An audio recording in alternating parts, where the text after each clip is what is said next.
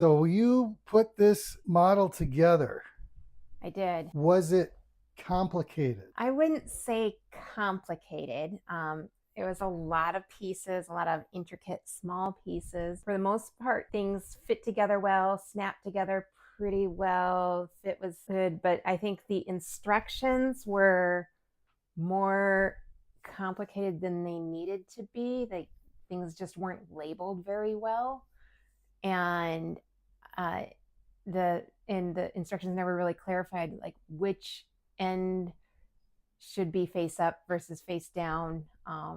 So you kind of had to work through a few steps ahead without gluing things together to see if that was going to be the look that you were, if everything was going to fit together correctly and the right side facing in the direction you wanted it to. So um, that was a little bit tricky. And there was extra pieces that I ended up with afterwards. So I don't know what that's where they go or what they're for.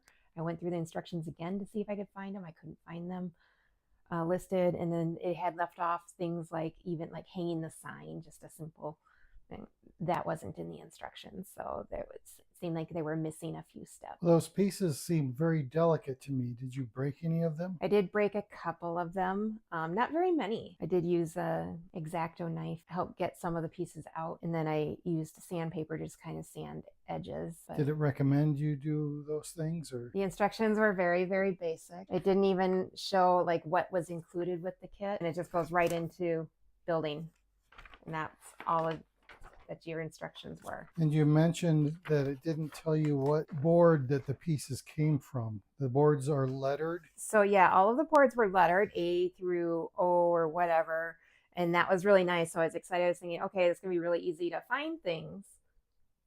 But the instructions only referred to the pieces numbers and not which letter of the board that they were on.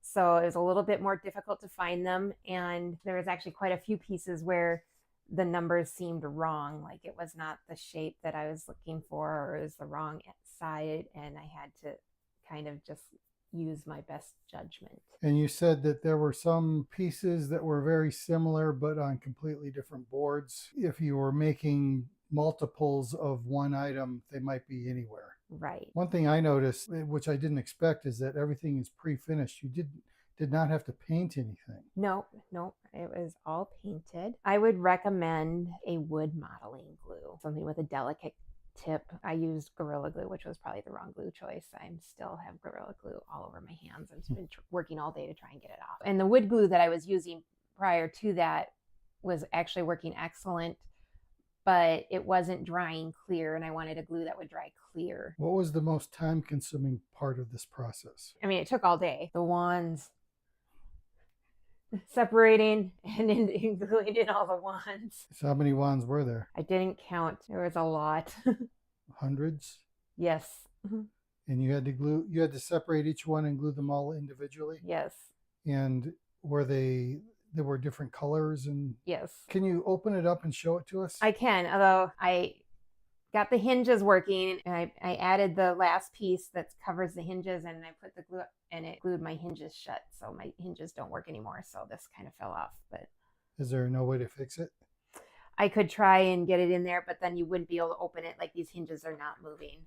So this piece here is on a hinge, and it's supposed to move. There's a little latch here so that when you close it, you can lock. And I had it working where it was swinging open and stuff last night. Like I said, but those hinges are just so inside. So the wiring was it was easy to figure out and put together, but it's a little wonky. It seemed like if a wire jiggled or something. Yeah, and then so one of my chandeliers is not lighting up. Yeah, and at first I thought, well, that's no big deal. It's not unusual for a bulb to be out, but these are supposed to be candles. Yeah. In a magic store. Yeah. So they should all be working. And so you can see that kind of bent. Well, I think they're supposed to be bent. Well, but looks like you can shape them. You can. So that the shelves are where you put them in backwards because the instructions weren't clear. Yes. Yep. So you can see. So I have the wrong side facing towards us. You shouldn't be able to see that light colored wood. Mm-hmm. So that was probably the biggest error that I made in doing this. And I normally you do a lot of Lego kits. You grow up doing models. You do a lot of puzzles. Was all that experience that prepare you better for something like this, or It might have been. I don't know.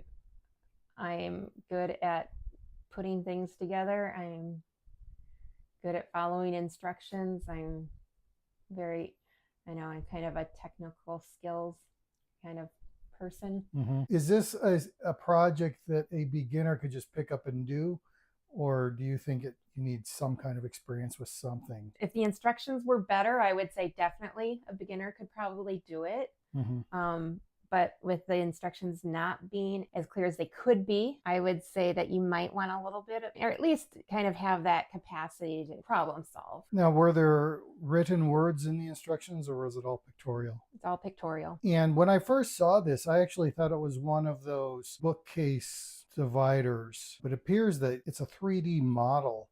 So you might use this in a village, or I guess if you had a bunch of these, it could be kind of cool to have a city. Where would you best display this kind of thing? I don't know, maybe as a Halloween decoration. I don't know. So maybe if someone does this kind of thing as a hobby and they have a hobby room and they have space and shelves where they can put their builds, they could do that. This is called Ollivanders Wand Shop. Clearly, it's meant to be a Harry Potter themed. Well, they got a little Harry Potter on the bottom there.